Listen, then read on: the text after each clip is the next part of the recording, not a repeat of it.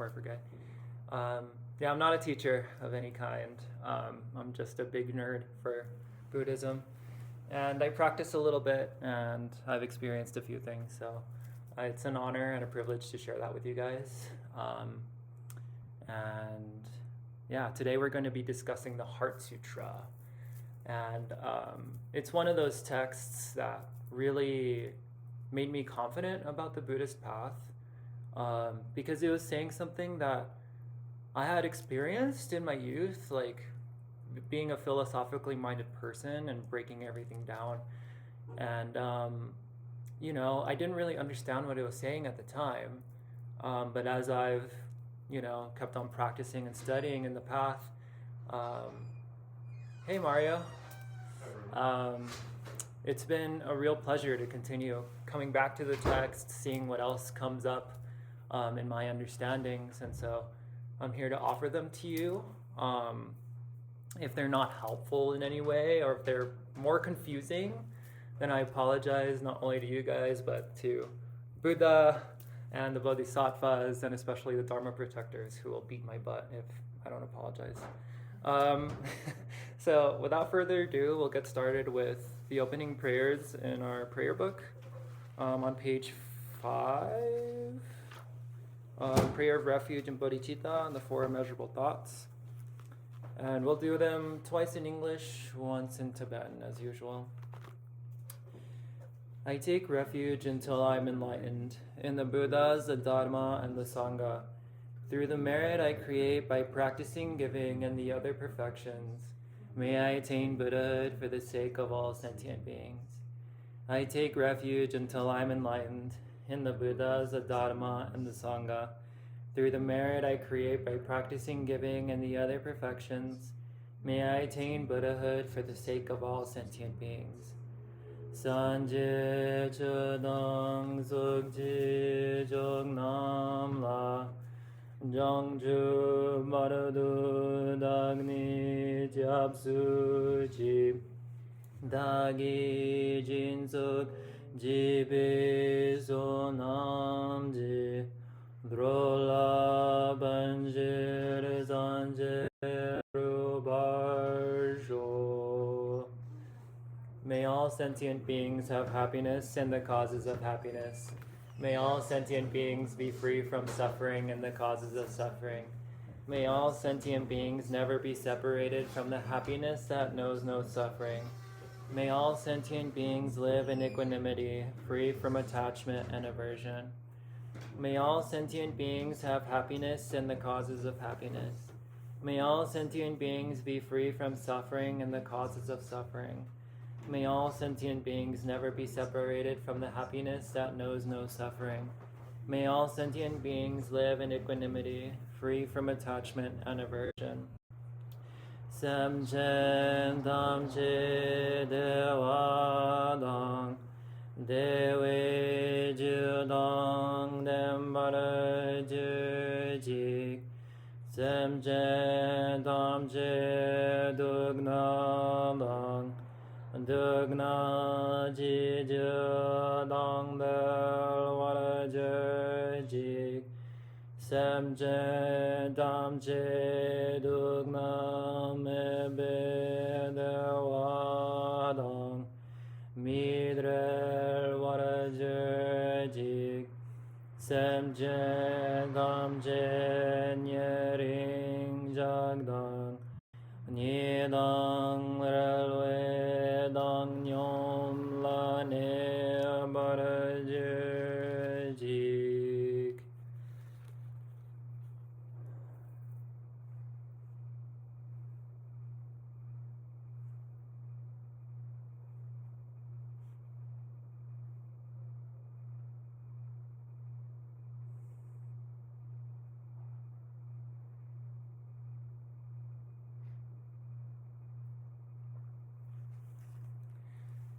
It's always good for any practice that we do, whether it be in the worldly sense or, in this case, the Buddhist sense, to check our motivations, right?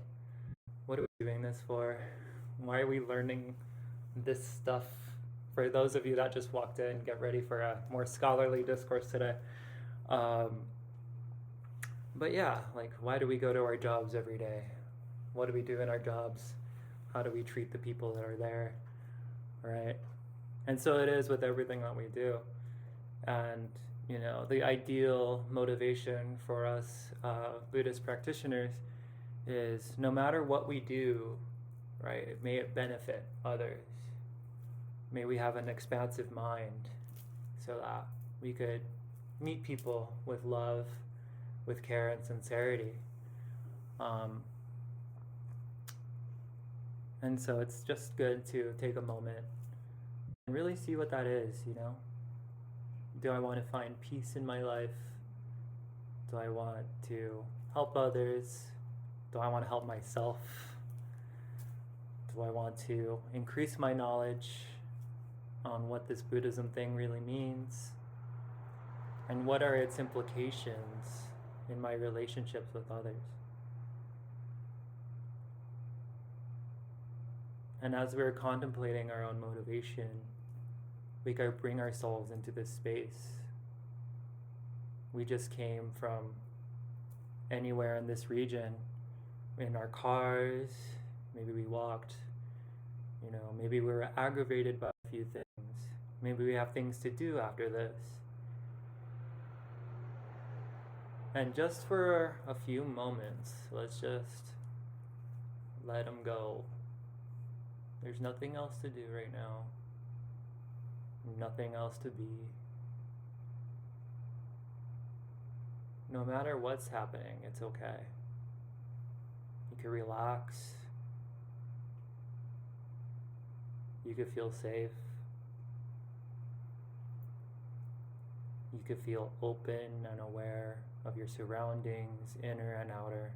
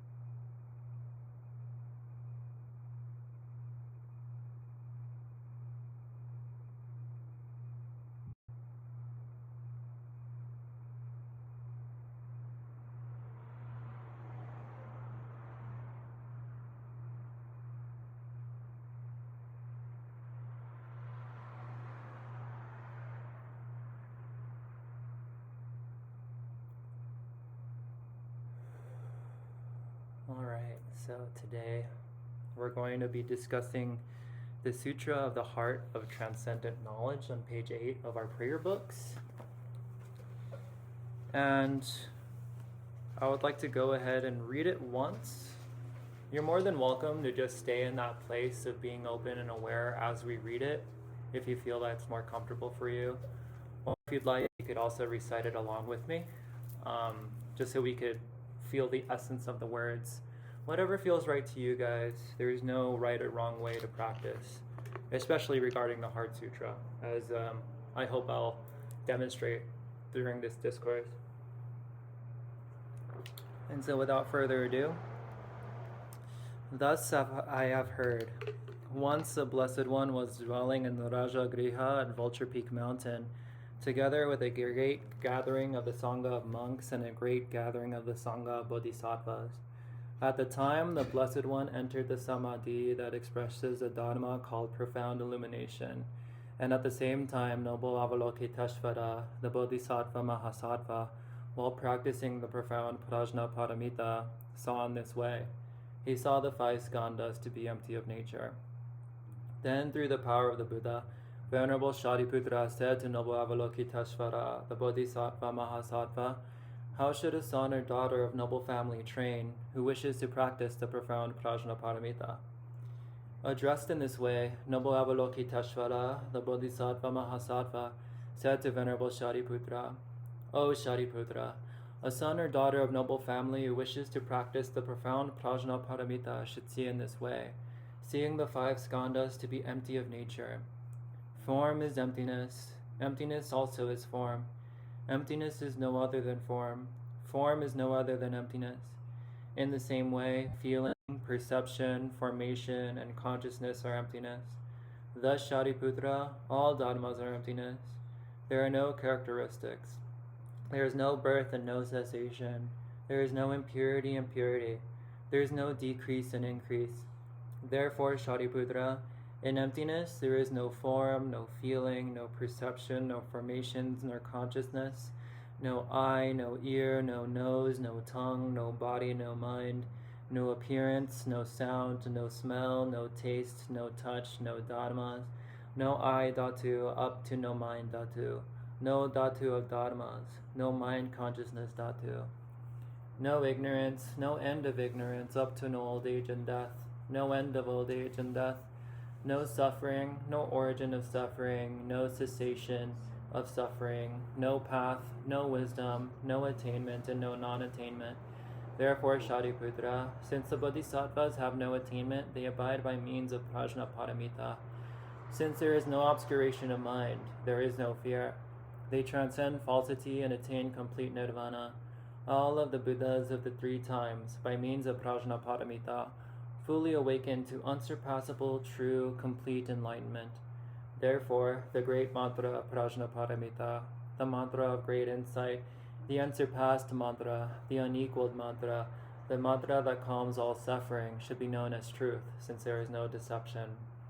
The prajnaparamita mantra is said in this way: Deyata om gate gate para sam gate bodhi swaha. Thus, Shariputra, the Bodhisattva Mahasattva should train in the profound prajnaparamita. Then the Blessed One arose from that samadhi and praised noble Avalokiteshvara, the Bodhisattva Mahasattva, saying, Good, good, O son of noble family. Thus it is, O son of noble family. Thus it is. One should practice the profound prajnaparamita, just as you have taught, and all the Tathagatas will rejoice. When the Blessed One had said this, Venerable Shariputra and noble Avalokiteshvara, the Bodhisattva Mahasattva, that whole assembly in the world with its gods, humans, asuras, and gandharvas, rejoiced and praised the words of the Blessed One. So very short text, a lot of no's, know this, know that, know this and the other, a lot of no's. And so, yeah, so let's get some context of the text in order, right? So this Heart Sutra probably emerged in like the 2nd to 3rd centuries of the Common Era as a sort of condensation of the Prajnaparamita literature, which is the perfection of wisdom literature. Prajna is the wisdom aspect, and the Paramita is the perfection. And, here's just an example of a big book on the same topic. It's massive, right? And there's thousands of more pages where this came from. And so it's nice to just have like a 2-page text that covers it all, right? Rather than having to read 800 pages. But if you're into that, I recommend it. It's pretty good. The title of the sutra itself is pretty interesting in Sanskrit. And so in Sanskrit it's Bhagavati Prajnaparamita Hridaya. And so there's 3 components there, right? We had already discussed the middle, the Prajnaparamita, the perfection of wisdom, which is the last of the 6 perfections: generosity, ethical behavior, patience, diligence or energy, meditation, and wisdom is the last one. Bhagavati, so that's like the blessed feminine. And so the Prajnaparamita is seen as the mother of all Buddhas. It says so in the text, but we'll get to that at some point. But this wisdom aspect of our reality is seen as a divine feminine energy, which is quite amazing, right? Like it's I think it's rare to find that so central in a religion as big as Buddhism. And so I find that's really precious, especially in this time of dichotomizing and patriarchy, like just to kind of slap it with like the divine and energy. It's really awesome. And Hridaya is like the essence or the heart of something. And so it's the heart of this literature, big fat stacks of books, but it's also like the heart of our wisdom and ultimately our compassion as well. It's kind of embedded in there secretly, but we'll get to that when we get to there. But in some other translations, the Prajnaparamita is translated as the wisdom that brings us to the other shore. I think Thich Nhat Hanh translated it that way. Yeah, the other shore. And so in the Buddhist context, this is quite the famous analogy where we're on this shore. Let's say, to bring it into our context, El Paso is suffering. El Paso is a cycle of samsara, of birth, old age, sickness, and death, right? That we're never going to be satisfied with what we have. We're not going to, attain ultimate happiness by chasing everything that's kind of transient, right? Just that unease, that anxiety, that depression that we could get sometimes. That's El Paso, samsara, right? And the bridge, let's say the Puente Libre, because I live right there, is the ocean of transmigration, right? All the existences that we've had since beginningless time, or even just this existence, right? From being a child to being an adolescent and our adulthood, all of that we're transforming, right? We're not the same person as we were when we were 5 years old, nor we were the same person as we were before we were even born, right? And so that the Puente Libre is an ocean of transmigration, of impermanence. And Ciudad Juarez is nirvana. I love seeing Ciudad Juarez as nirvana, as being free from our hang-ups, our delusions, and really being able to see reality for what it is, which is, on the relative level, an ocean of interdependence. There's never been a point where I've been alone. There's never been a point where Yumi's been alone. There's never been a point where Mario's been alone. And so it is with everyone, right? We weren't able to be here if it wasn't for our mothers and fathers and their mothers and fathers, or the food and water that we drink, or the friends that we've had along the way, or the things that we've eaten. So seeing our reality with that wisdom is really crucial for us to meet everything compassionately and wisely. And so some of us are in various points in the path, right? Some of us are still in El Paso samsara, wondering, I wonder if there's a way out, right? Some of us are getting ready to cross the Puente Libre, like, all right, this is it. Either we're going to walk, or we're going to take a bicycle, or we're going to take a bus. We could fly there if we wanted to. I don't. Is there even a flight that goes from here to Juarez? I'm not sure. But, there's different vehicles that we could take, right? To bring ourselves and others into samsara, or nirvana, Ciudad Juarez. Some of us are on the middle of the bridge, right? We're like, oh yeah, we're crossing. I have my friends with me, or I'm just solo. I'm ready, and we're doing this. And some of us are already there in nirvana, Ciudad Juarez, all right? I don't have the pure vision to actually see who's there, but I just have to assume that some of you are. I don't know. I have to be nervous about what I say. So, all of us are in a various aspects of our journey. And so the Sutra of the Heart of Transcendent Knowledge is really like a paddle, if we're gonna, cross the Rio Grande old school style, or they're like the gasoline in our cars or the jet engine in our planes, It's the means by which we could go to the other shore. And so this text, there's 3 different aspects. There's the intro to the text, there is the main teaching of the text, and there is a conclusion. Some translations of this don't have the intro or conclusion. It just starts with the main teaching. Like in the Japanese, Korean, I think the Thai tradition too, it just starts with Avalokiteshvara being like, hey, Shariputra, this is how you do things. But the Tibetan version has that whole context of the 5 certainties of the perfect place, Rajagriha, Vulture Peak Mountain, of the perfect teacher, the Buddha, and also Avalokiteshvara and Shariputra. The perfect time, that's how I heard at one time. We're not sure when the Buddha taught this. And I forget the 2 other ones.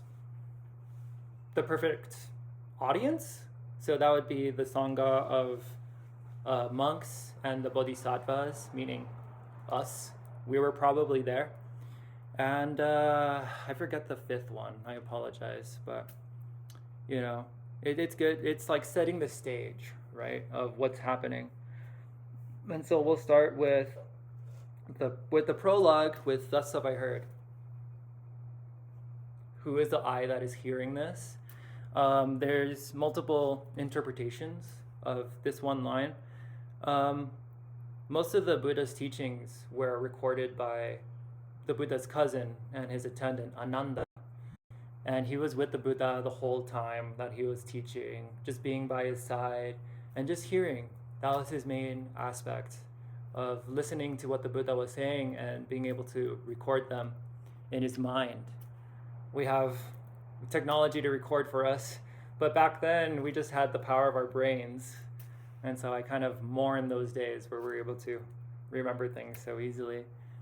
And so that's one aspect of "Thus have I heard." And every time that we read this aloud, we're the ones that are hearing it. We become the Buddha, we become Avalokiteshvara, we become Shariputra. The text becomes alive once we start reading it. And so that's like the inner aspect. And I won't get into the secret aspect so much. That's just going to confuse. And so the setting is in the Rajagriha at Vulture Peak Mountain, which still exists in India. I would love to go there. But that's the place where the Buddha really taught the Prajnaparamita sutras. Like the Diamond Sutra, he was there. And this version of the Prajnaparamita, he was at Vulture Peak Mountain. So he was there, right? And he was there with a great gathering of the Sangha monks and Bodhisattvas. And so monks, we know who they are, right? They're the people with shaved heads, and in the Tibetan tradition, they have the red robes. In the Theravada tradition, so like Laos, Thailand, they have the orange. In Korea, they have gray. Super cool. I love how they look in Korea. Japan, they do their own thing. But Bodhisattvas, so that would be anyone who has love in their heart for every being, right? And so Bodhi means enlightening, and Sattva means being.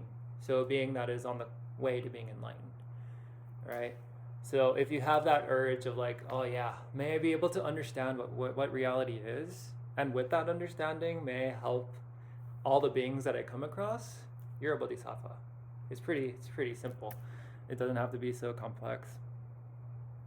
So yeah, there's a bunch of people around him. And at the end of the text, it says like gods, humans, jealous gods. So there's even more beings that are not being discussed here.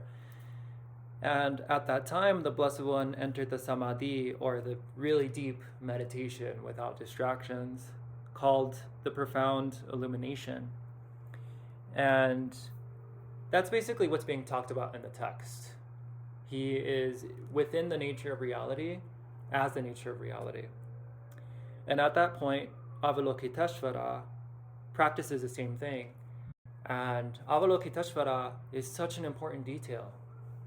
Some of you already may know this, but for some of you that don't, Avalokiteshvara is, like, on one translation of the term, is the one who hears the cries of the world, the one who watches the sorrows of the beings in the world. And so he's over there with 1,000 arms, 1,000 eyes. That's when he had to break down and had to fall apart and then reconstruct himself. But Avalokiteshvara is Chenrezig. We're named after this character. And he's the embodiment of compassion, of looking out for others, of letting ourselves go for once and just helping others. I'm really bad at that, frankly. I could learn a few lessons from Chenrezig, but this is a really important detail for me, because this text is so small, it's so precise.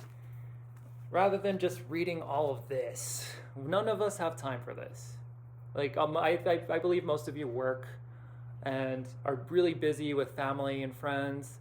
I don't have a job. I don't really have that many friends. So I could go through this, but most people can't, right? And so Avalokiteshvara, he also understands the way that reality works. And he says it himself. He saw the five skandhas to be empty of nature. The aspects of our existence, our inner and outer worlds, are empty of inherent existence, meaning that they're interdependent, that we've never been alone. He sees that. He sees that wisdom, and he's able to relay it to us in a way that's, more or less understandable. At first glance, it probably isn't, but once we start getting familiar with the text, it starts to get more familiar to us. And so that detail is really touching for me. Like, I always have to remember, like, it's not always about knowledge and wisdom. That doesn't mean much. We could kill so many people with knowledge and wisdom, but with compassion and love that I would have for like a dog, or for like my mother, or for like my daughter, whoever it may be, I would never kill them. And I would want to have the wisdom to take care of them and really see what they need, right? So those two in hand, that's key. Those are like the two wings of a bird. Without the one, you can't really fly. Without the other, you're just stuck on the ground, right? And so wisdom and compassion need to be in union, need to be hand in hand, need to hug each other, hug it out, in order for us to want to take the journey in a way that's helpful, right? And then we get to Shariputra. Through the Buddha's inspiration, he asks Avalokiteshvara what's going on, right? And so Shariputra, also a very important detail, he's one of the foremost Buddha's disciples, who is the foremost in wisdom. So he really knew a lot of stuff, not just by memorizing things and like studying, but also by meditating, by really bearing witness to our realities in ways that are experiential. That's one of the beautiful things about Buddhism for me, is that it's not just theory, it's something that we could actually experience given enough time and practice. Just like how we could deadlift 100 pounds if we wanted to with time and practice, right? It's the same thing. We could also understand what Buddha and Avalokiteshvara are talking about. And so Shariputra asks Avalokiteshvara, how should a son or daughter of noble family train who wishes to practice the profound Prajnaparamita? And this is where I think that the teaching starts, because Shariputra asks about sons or daughters of noble family, children of noble family. And in this little text, Prayer of Kuntu Zongpo, more of a Tibetan Dzogchen text, higher teaching, whatever, it's not that important. It says that there is one ground, two paths, and two fruitions. So this text is talking about the ground, but there are two paths and two fruitions. So what are they, right?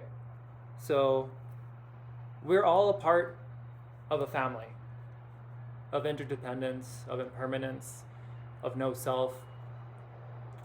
But to keep it more relatable, we all have problems. We're all born to parents. We all need to survive in this capitalistic society. We all have pressures coming in and out of us, right? And all of us are bearing some sort of suffering with us.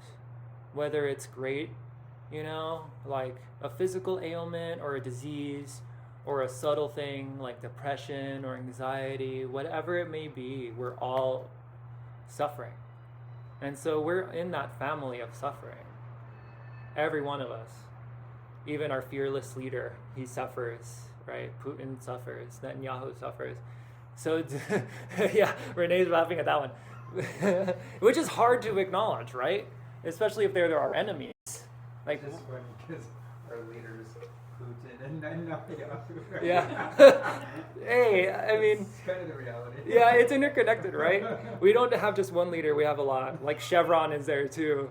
The CEO of Chevron suffers. So do the people that are being oppressed by them, right? Everyone suffers.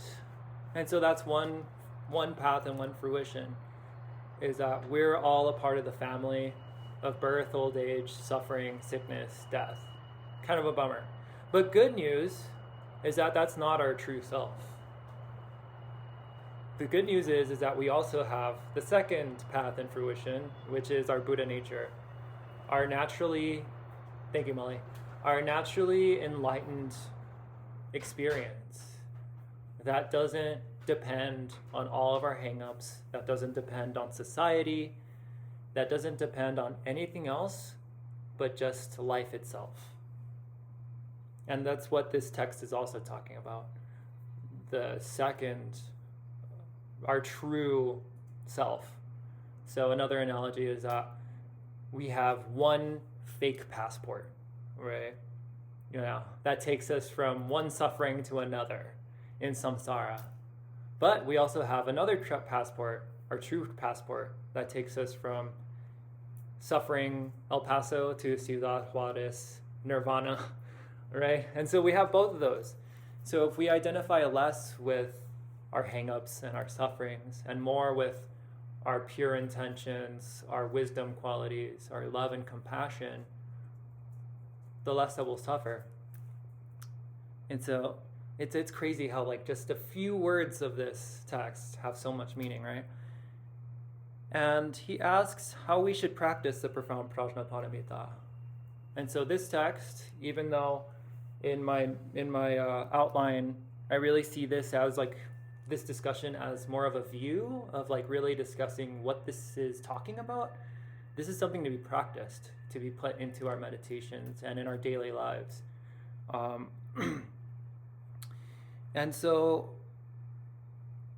Avalokiteshvara responds, a son or daughter of noble family, meaning all of us, who wish to practice the profound prajnaparamita should see in this way, the 5 skandhas to be empty of nature. And so, empty of nature. That doesn't mean that nothing exists, right? We're going to get into the 5 skandhas for a little bit. That's like a weird Sanskrit term, right? But that doesn't mean that nothing exists. Like, we're all here. I could see you guys. You guys are real, right? But you guys are not individuals the way I think that you guys are. That's what I was saying in the beginning, like just taking myself for example. Without my breakfast this morning, I'd probably be cranky and a little irritable. Without my coffee, I'd be like yawning and sleepy. Without my parents, I wouldn't be here. Without reading all these books, I wouldn't be prepared for this, right? If I didn't have the shirt, I wouldn't be wearing it. If I didn't have my education, I wouldn't be able to speak with you guys like I am now, right? Without gravity, I wouldn't be able to be on the ground. Without the atmosphere, I wouldn't be able to breathe. Without the sun, I'd like freeze to death, right? And so what makes up an individual is a network. It's an ecology. It's a matrix of different causes, meaning like I was born into this world, and conditions, so like all the food I've eaten, all of the friends and enemies I've made along the way, all the movies and books I've read, all of these things make me what I am. And that's what a skandha is. A skandha means like a clump, It means like an aggregate. So it's like a car made of multiple parts, right? It has the wheels, it has the axles, it has the engine, it has radiator, it has all these different things to make it a car, right? And once all those parts are together, does it become a car? But that doesn't mean that the car is a solid entity either. We could take out the engine, we could take off the wheels, and we could pick apart the car until it's no longer a car and just a collection of parts, right? And so it is with our individual experience. And that's the 5 skandhas in like the Buddhist psychophysical, metaphysical theory, right? And so we'll get into what the 5 skandhas are specifically, but we get to like my favorite part of the sutra probably. Form is emptiness. Emptiness also is form. Emptiness is no other than form. Form is no other than emptiness. I got the first 2 parts tattooed on my body because I love them so much, right? So the first one, form is emptiness. So form is our inner and outer physical existence. So this building is a form. Our cars are a form. The cushions that you guys sitting on are a form. The table is a form. And so it is with our bodies, right? Our body is also a form. And so form is emptiness. It was just like what I was saying. This house is made up of parts. It has like the beams, it has electricity running through it, it has pipes, right? And so what we take at face value as a house isn't all there is, right? It's kind of, how do I put this? It's kind of taking something for granted, I guess. We're kind of not sure how it works, but we just kind of like, yeah, this is just how it is, right? And same thing with our bodies, right? We see this body as like one unity, right? But there's blood, there's guts, there's bones, there's nervous system, there's the, what is it? Breathing system, respiratory, there's, piss, poop, pus, there's brain, we have the organs, we have so many different things that if we're missing just a few of them, like our bones, we would just be slimes. If we didn't have a brain, then we wouldn't medically be alive, right? There's so many things that make up our reality that sometimes we take for granted. Sometimes we don't want to look at that, like, ooh, that's ugly, right? Why do I need to care about like my blood and guts and organs, right? Or like when I look at Renee, do I see like a sack of meat, a meat sack? No, I see Renee, right? But in essence, he is a meat sack, like, right? But that's the same with us all, right? And everything that we come across, like this mala, this like prayer beads.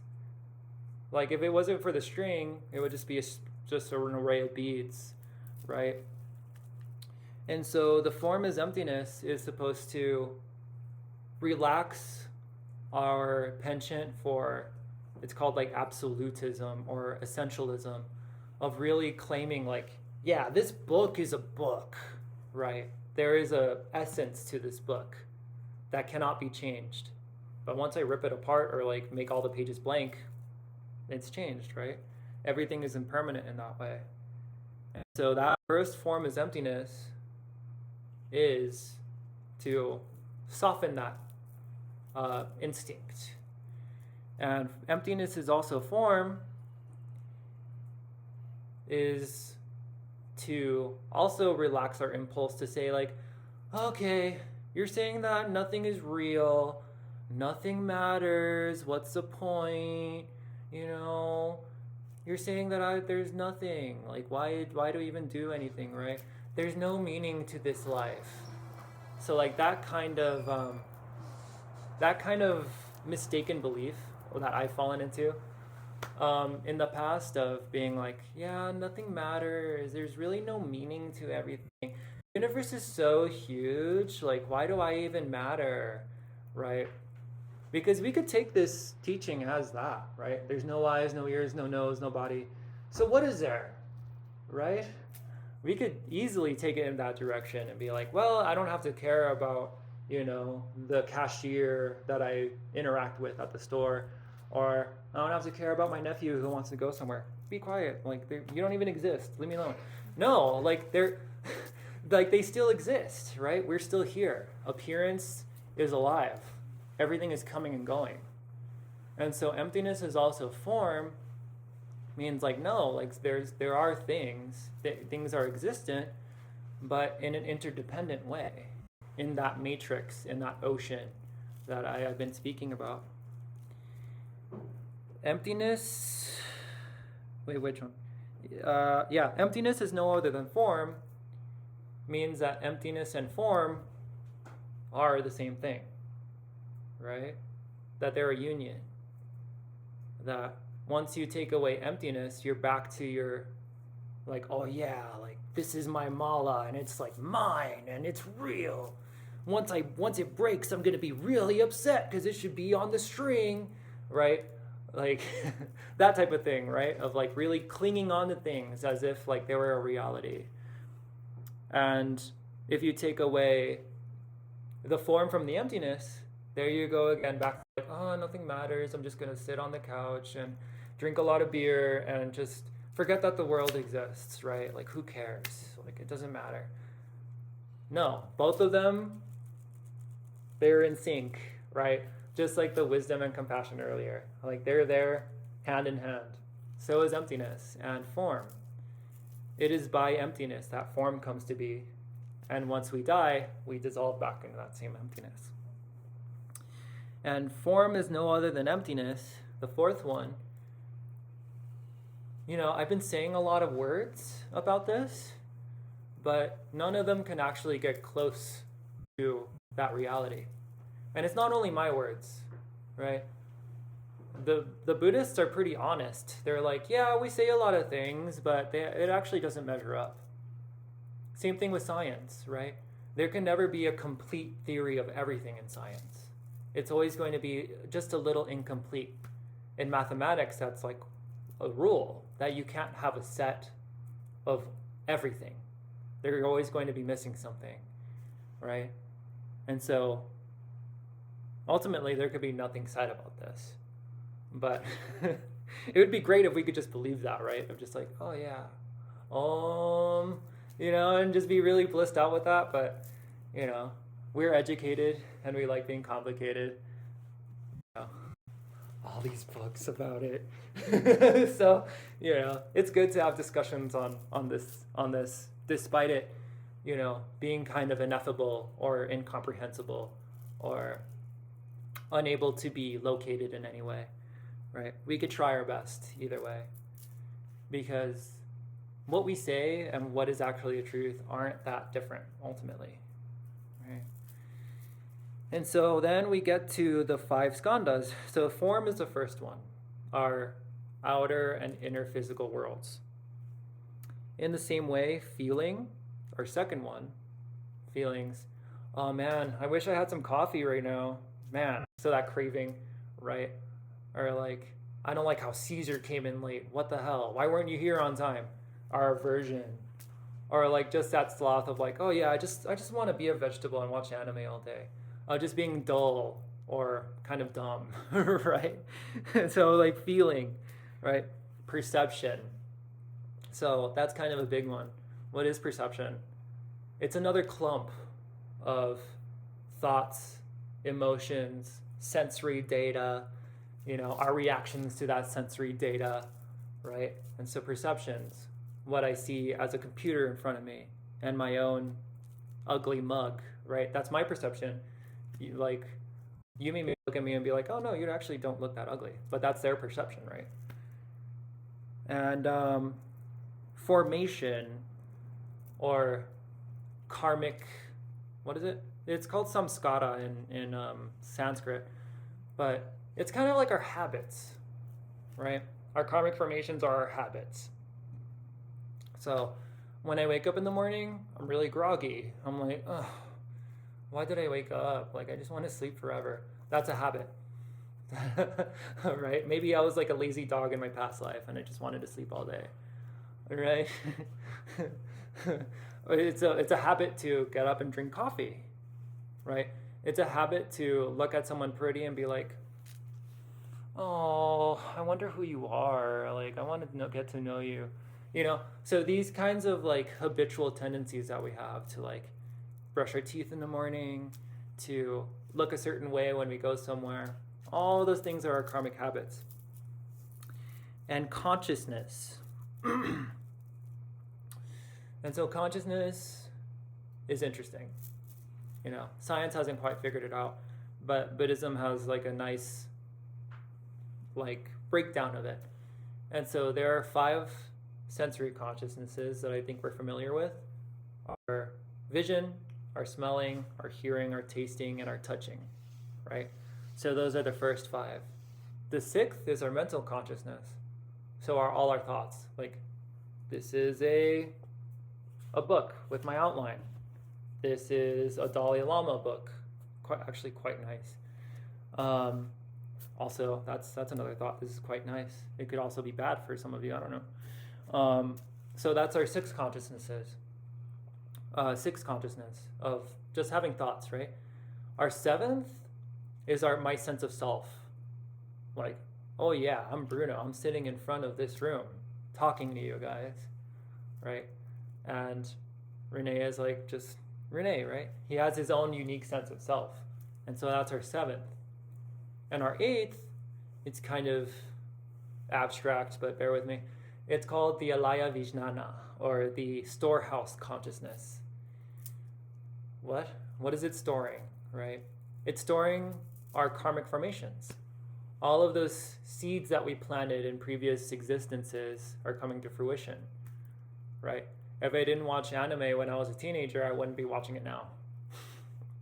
If I didn't, pick up a Buddhist book, I don't even know how long ago it was, 10, 11 years ago, I wouldn't be picking them up still, right? And so that storehouse will allow us to continue our habitual tendencies, either good or bad, ignorant or enlightened, right? But they're empty, which is good news. all of those distinctions, only to say like, oh yeah, they don't actually exist on their own terms. Just those 6 or 8 consciousnesses, right? Just the fact that we could break them down and that they're interdependent with each other doesn't mean that there's one thing called consciousness, right? The fact that we could break down perceptions, right? Of like, oh, it's a form, it's a thought, it's a feeling. All those things coming together makes it empty of inherent existence, right? And so the 5 skandhas also represent our present reality, right? So the present moment is empty of itself. Kind of trippy, huh?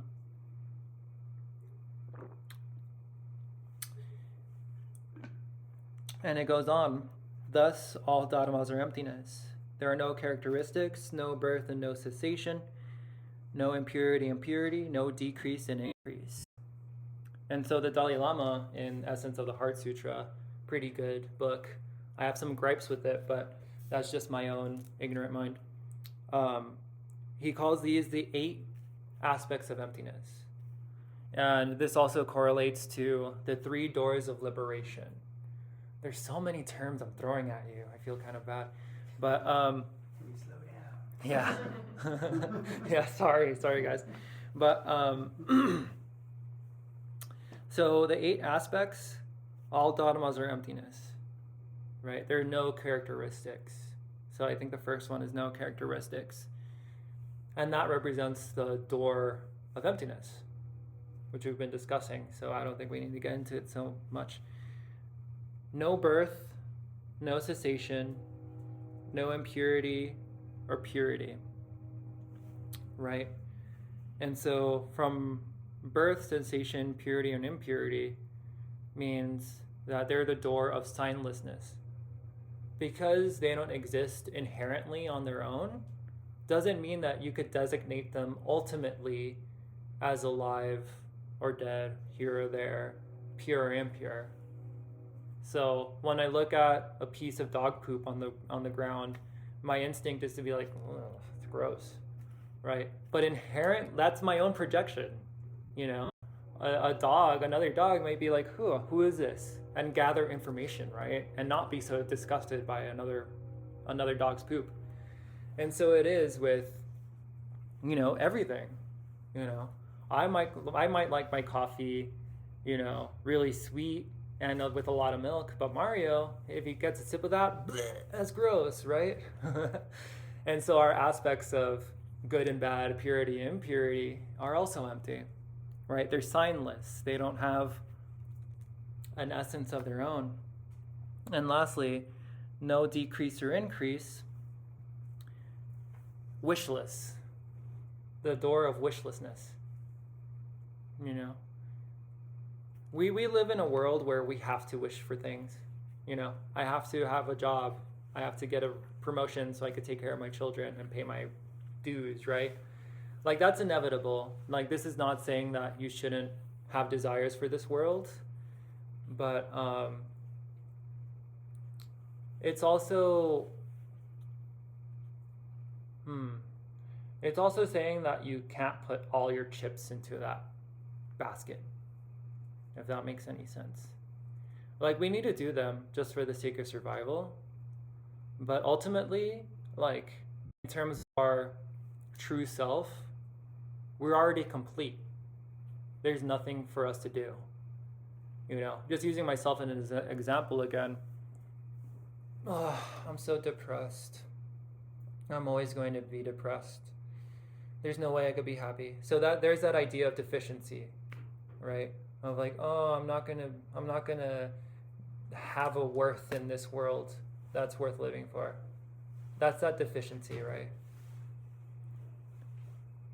But there's also that other extreme of like, we're winning, of like, we're doing the best and it's very good, and it's good that gas prices are high because we're going to make a good amount of money, right? That's that illusion of completeness. So like, yeah, everything's going as well as it can be, right? So just like being like I was doing earlier this session, of just being okay with whatever's going on, of like, I don't need to do anything. I don't need to go anywhere. I'm just here. I'm okay. My awareness is clear. It's okay. I could relax. I could be aware. I could be open.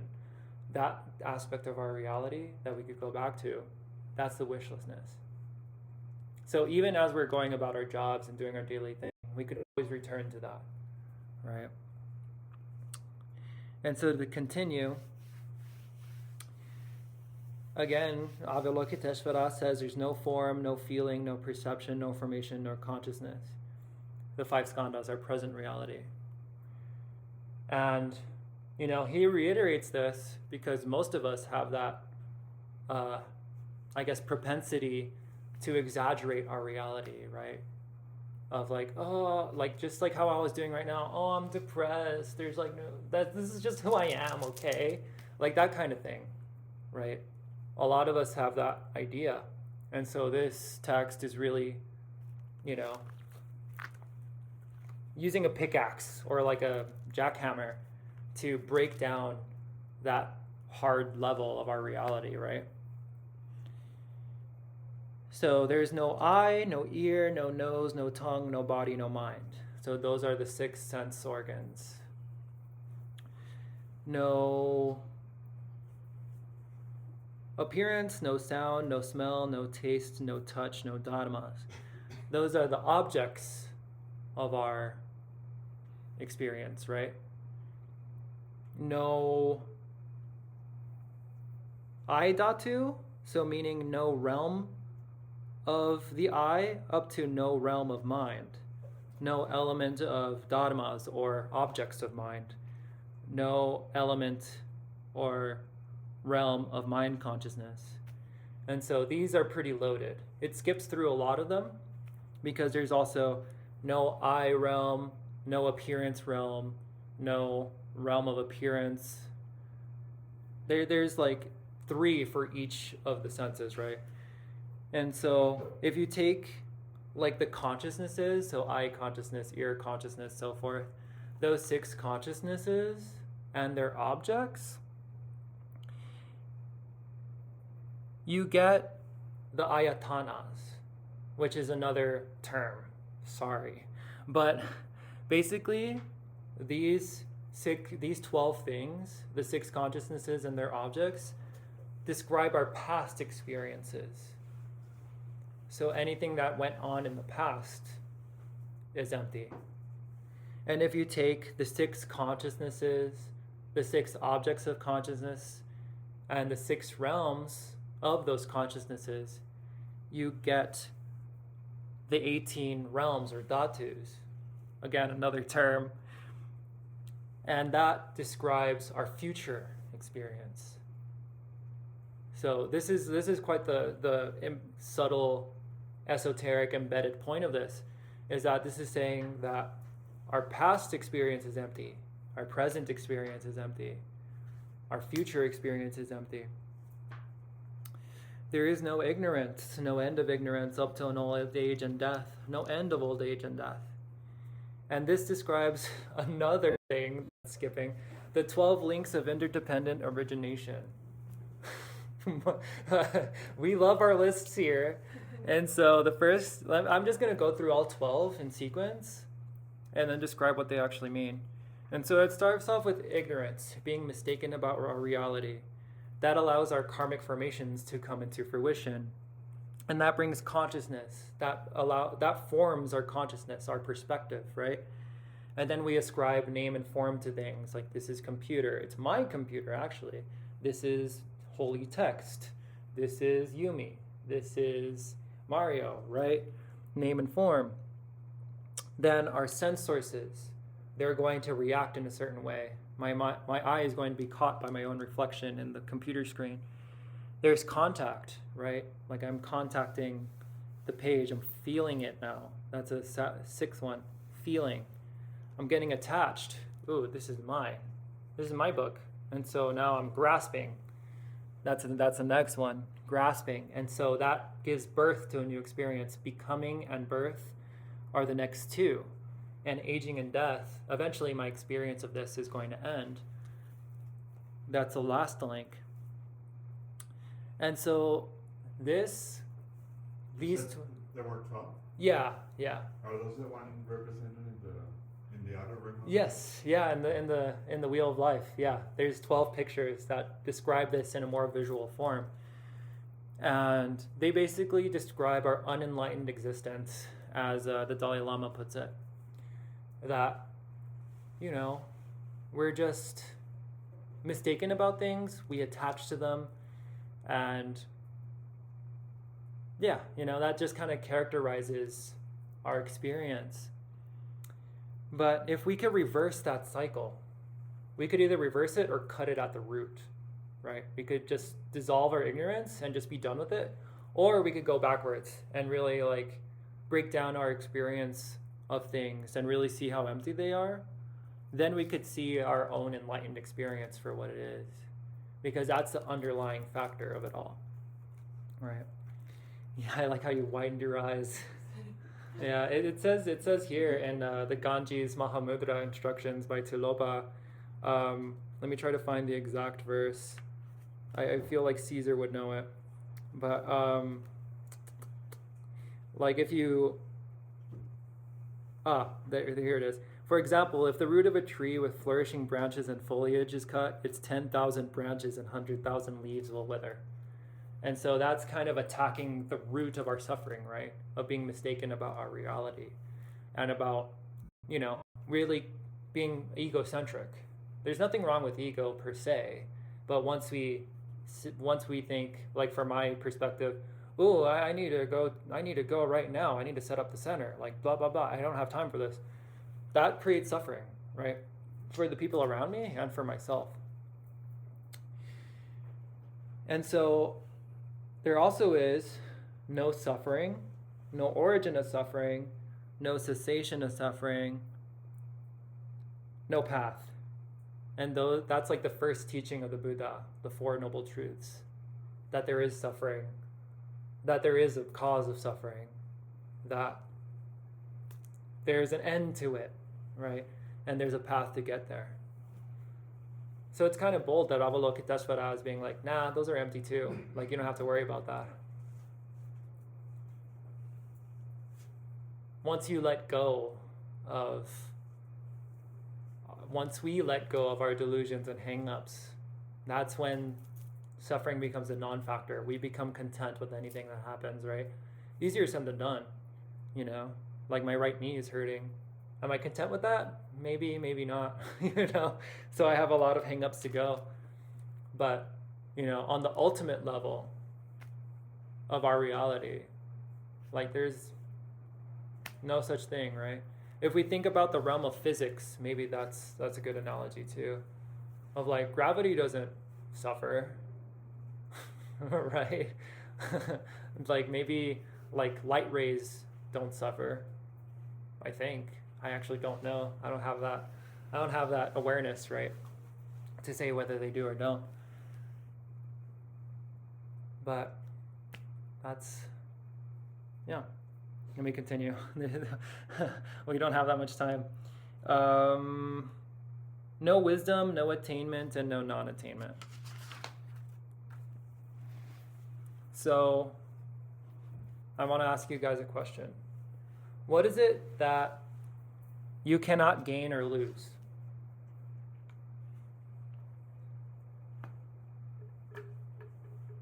Can you guys think of something?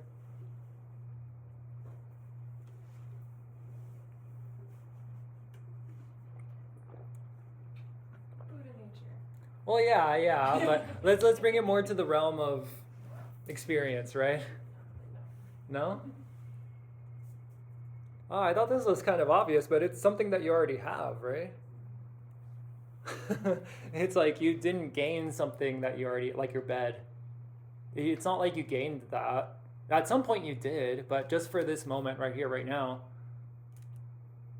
you already have it. Nor can you lose it. It'd be kind of surprising if you went home one day, oh my God, where's my bed? Right? It's something that you already have, right? And so Molly hit it right on the point, is our Buddha nature, our naturally enlightened experience where life can flow through us freely. And it doesn't need to be restrained by anything. Even our own hang-ups and anxieties can't stop the flow of our own life, right? It's just a matter of what we do with our life is a difference, right? Going back to the two paths and two fruitions. And so Nagarjuna, one of the great Indian scholars, put it this way, that enlightenment isn't near, nor is it far, And some others have said, like, Buddhahood or enlightenment is right in the palm of our hands, right? So we don't have to worry too much if we take the Heart Sutra to heart, pun intended. We could already be there, right? And so we're almost there, guys. Since there is no obscuration of mind, there is no fear. They transcend falsity and attain complete nirvana. All of the Buddhas of the three times by means of prajnaparamita fully awaken to unsurpassable, true, complete enlightenment. So we're back to the mother of all Buddhas, the Bhagavati, right? Prajnaparamita. And so in the Tibetan tradition, it's actually quite beautiful that they do depict the Prajnaparamita as a goddess with 4 arms. Like she's in the meditation posture, has a book and a vajra, like a symbol for our own enlightened mind. And so, by relying on the Prajnaparamita, we could be enlightened too, So we could have access to our true passport of awakening, You know, we could play around in the playground of enlightenment, as one teacher says. Caesar knows.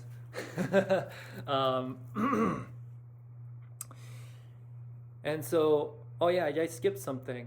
No obscuration of mind, there is no fear. And so it actually in order for us to bear witness to our enlightened nature, we need to purify ourselves. So there's an example, a few examples of Buddha nature in the Uttara Tantra Shastra by Asanga and Maitreya, and one of them is like a Buddha statue in a dirty cloth, right? If you're just walking down the street and you see like a dirty cloth, you wouldn't think too much about it. Like a thought in my mind goes like, wow, people are nasty. Why would they do that? Right? So that goes to show how messed up my mind is still.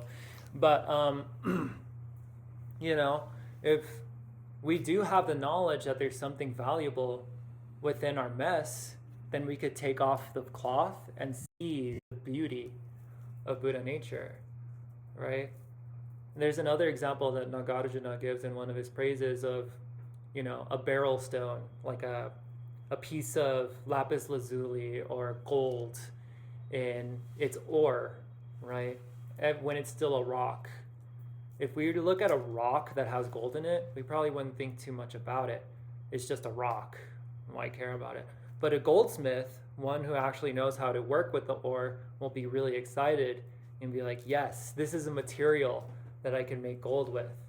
And so it is with our experience.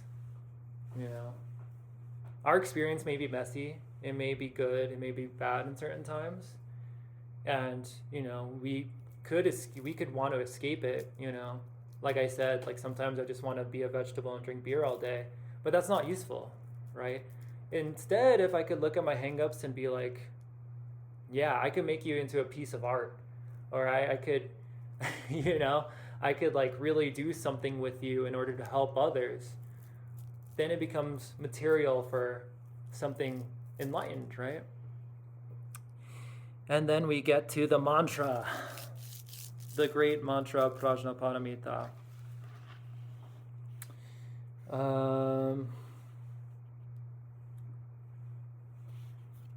It's great because it's great. The mantra of great insight. It eliminates the poisons, and there's no greater method. The unsurpassed mantra, unequaled mantra, calms all suffering, should be known as truth, since there is no deception. And so the mantra has a couple of different meanings. Om gate gate para gate para sam gate bodhisoha. So the translation would be gone, gone, gone beyond, gone further beyond to enlightenment. So be it. Something like that. And Deyata just means this is how it goes. So I typically don't recite the Deyata when I recite this mantra. So if you don't have time to recite the text, the mantra is there. So that shows how compassionate Avalokiteshvara is. And so there's a couple of ways to interpret the mantra.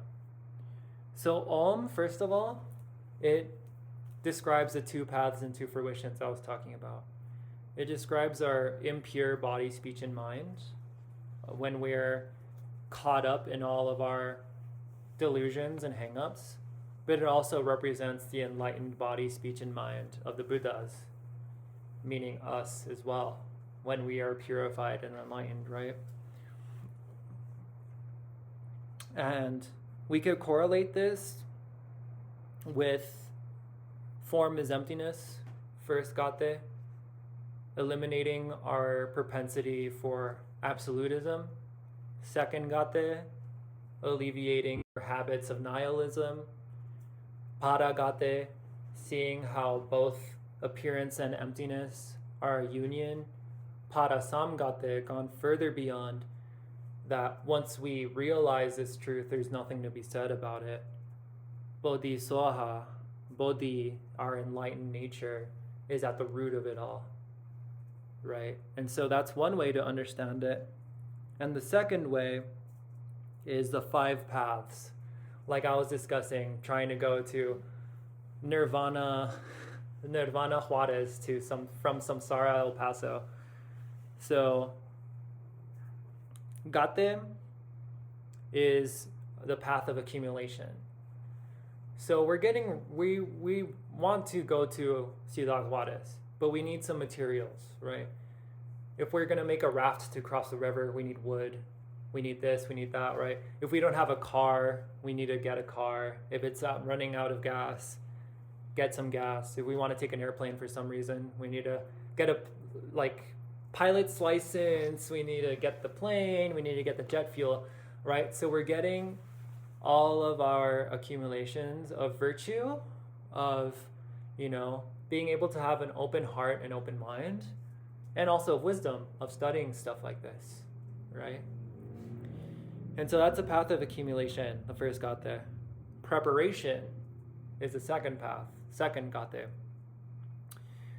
That we're in our car, we're in our plane, we're on the raft, we're getting ready to walk there. Like we're setting up the GPS still, but we're ready, right? It's like, yeah, I'm going to see how Ciudad Juarez is for my own eyes. I'm going to see Nirvana for what it is. Paragate, the path of seeing. You're on the Puente Libre. You could see Ciudad Juarez, right? You're on the plane. You're right on the borderline. Whoa, this is how Nirvana really is? It looks like Ciudad Juarez? What? That's crazy, Like we're actually seeing what emptiness means in our experience for the first time. Our fourth is meditation.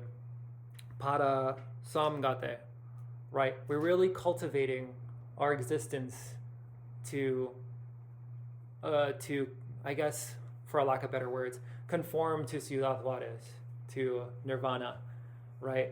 We're slowly decreasing our habits that we accumulated from El Paso Samsara and are getting ready to manifest our Buddha qualities of Ciudad Juarez Nirvana.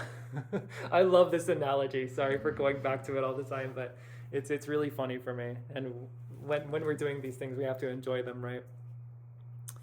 And the fifth, Bodhi, is the path of enlightenment. We're already in Ciudad Juarez. We could speak perfect Spanish. We're eating very delicious tacos with best salsa, We're having a margarita. We're not being attached to it, seeing it as empty. It's all good, We're being nice to the people that we're with. And, everything is blissful. And so those are the 5 paths, the second way of seeing the mantra, right? And then, Avalokiteshvara ends, and we're reaching the conclusion of this text. Finally, I didn't anticipate taking this long.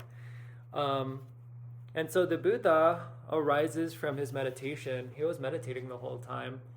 And he basically tells Avalokiteshvara that he did a great job.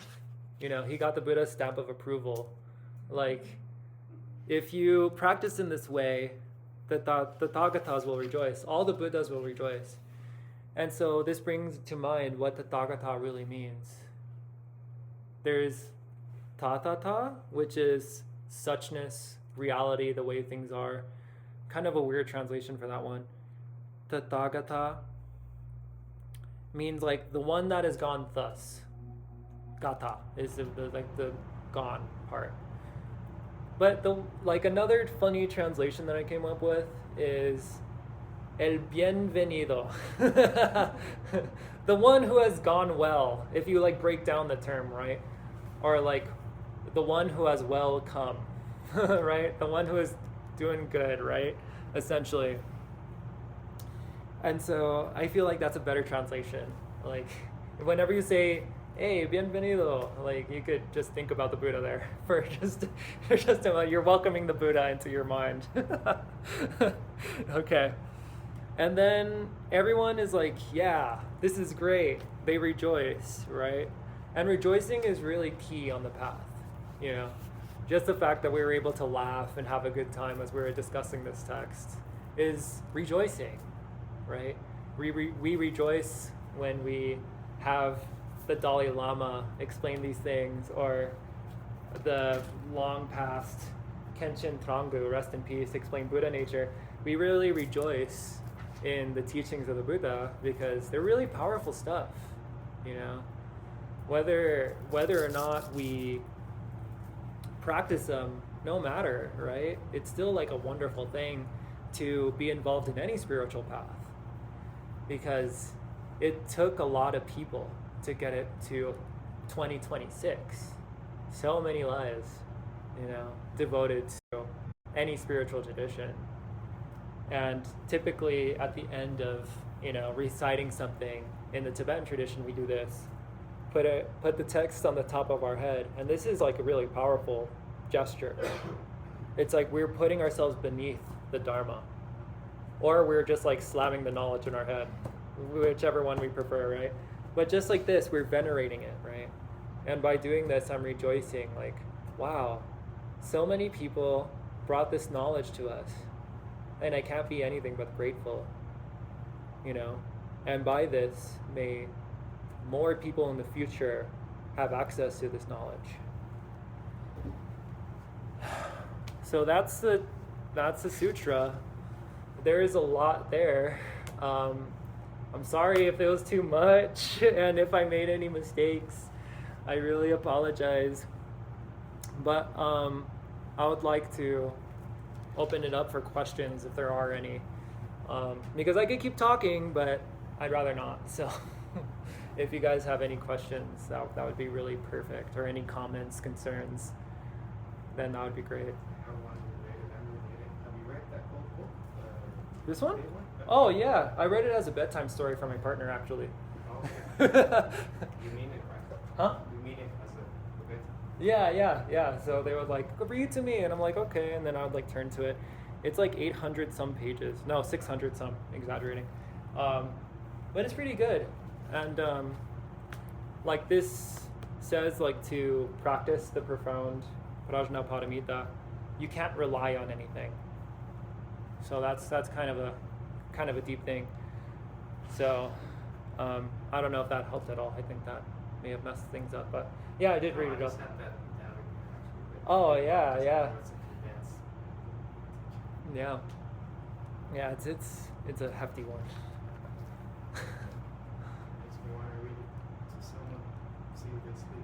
Oh yeah, it'd be good. There's the 84,000 reading project on you could just Google 84,000 reading room and you'll get it. But there's multiple Prajnaparamita sutras already translated there. Like I think there's a 16,000 line version. I think the 100,000 line version is still in progress. 8,000 lines I think is already done too. But you can read a lot of different sutras there as well. So for any of you, if you guys would like to study some more, I would recommend going there because they have a lot of good resources. Yeah, thanks for that question. Yeah.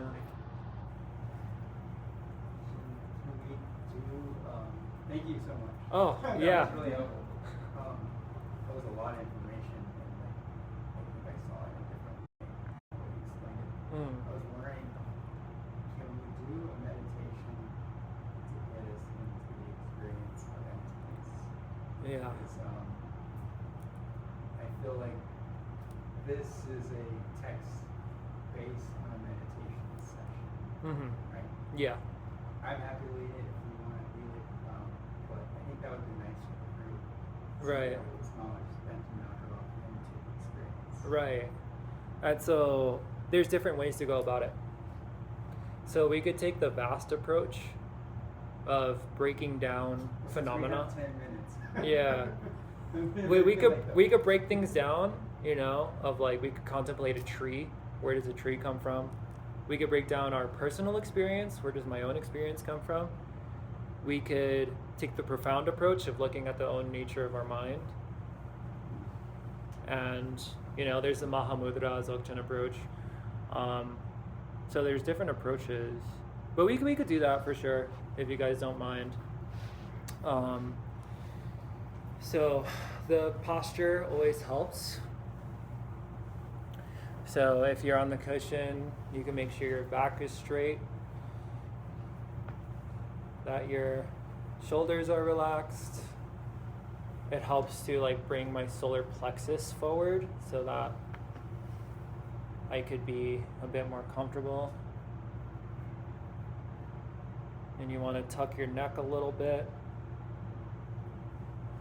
And for these kinds of meditations, it's good to keep your eyes slightly open so that we could bring our experiences of meditation into our everyday worlds. And so if it helps, we could take 3 deep breaths in and out. In, out.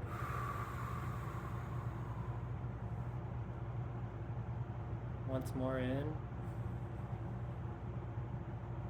and out.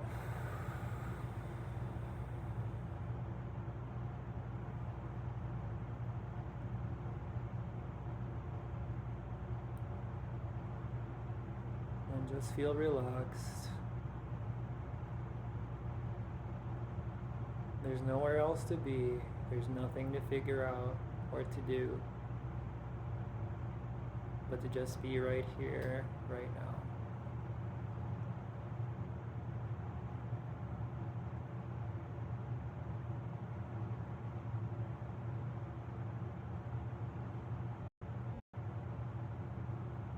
If you have your eyes open, which would be really useful, try to release your point focus. As you're looking a few meters in front of you, don't pay attention to anything in particular. Try to maintain an even awareness of your peripheral and the center of your vision.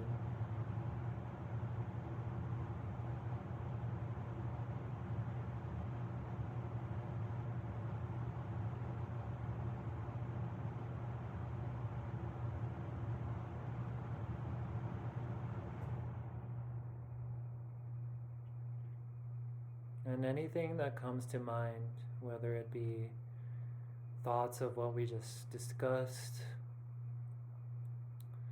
feelings in your body, plans about the future, whatever it may be,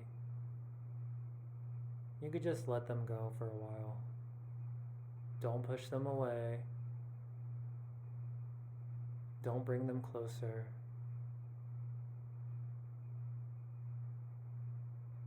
Just relax.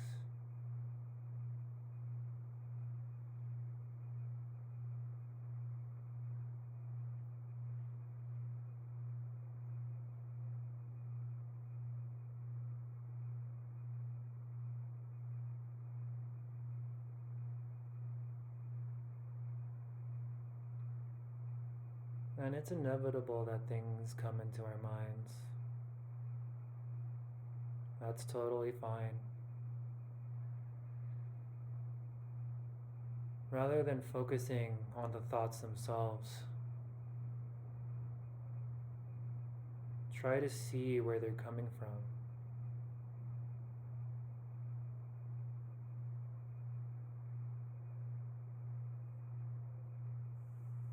When they arise, where do they arise from? If they're sticking around, in what space are they sticking around in?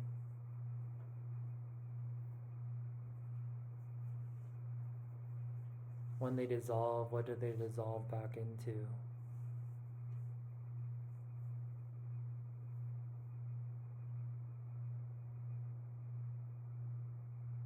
What is that space?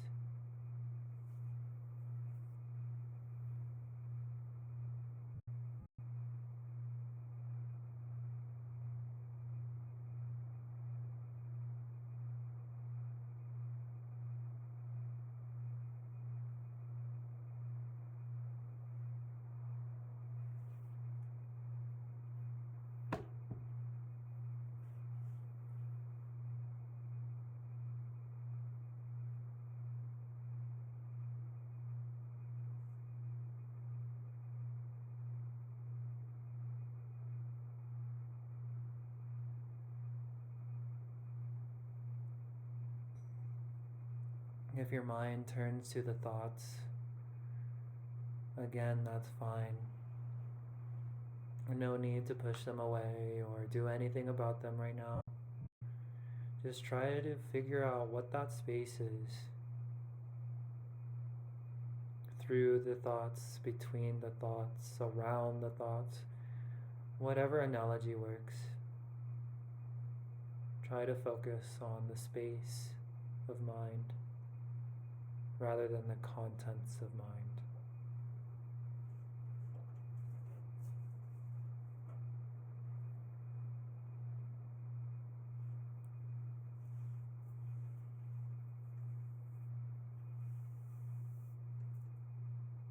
Because that space makes everything possible. And yet it doesn't depend on any potentiality at all. It's always been with us, whether we've been aware of it or not. The space of our minds.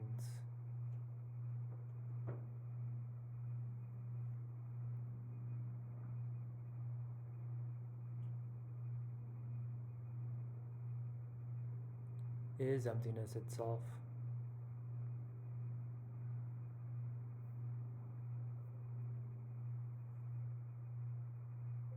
That is the Dharmakaya, the body of Dharma, our Buddha body, if you will. Because this space is not defiled by our negativities, nor is it made better by our positivities. You can't lay a finger on it, yet it's there.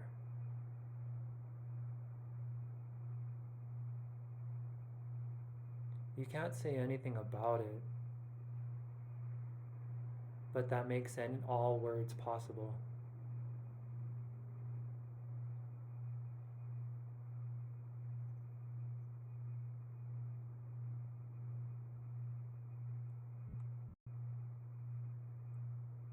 And it's always there whether or not you're looking at your thoughts, if you're pushing or pulling them. It's still there. So if you find yourself grasping onto thoughts again, you could always come back to the space of mind.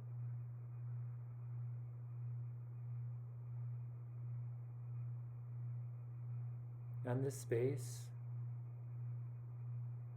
it's not a void. It's not a dead old nothing.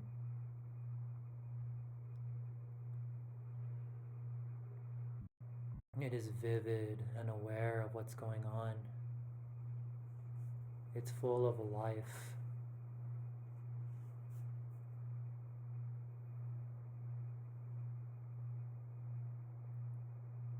It's bright like the sun and the moon.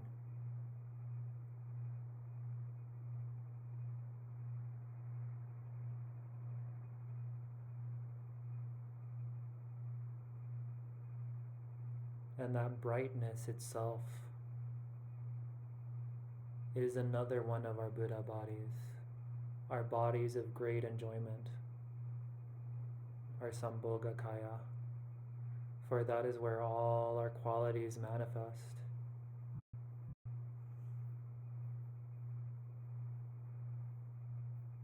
The space of our minds,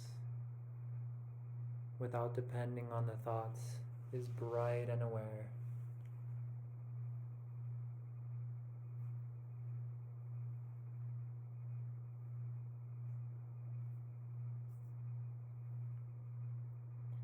And if you've been trying to figure out where the thoughts come from, where do they go back to,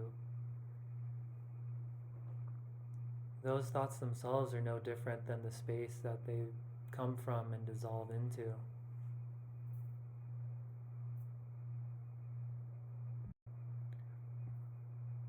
Just like how clouds arise in the sky and dissolve back into the sky. All the motion going on in our minds dissolves back into the stillness of the mind as nothing different.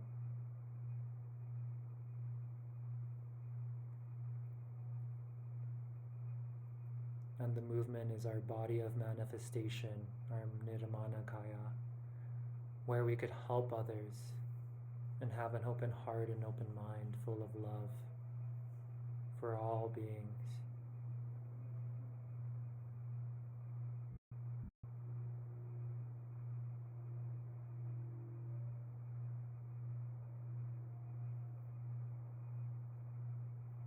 No matter what thoughts arise, good or bad, they all go back to the emptiness of our mind.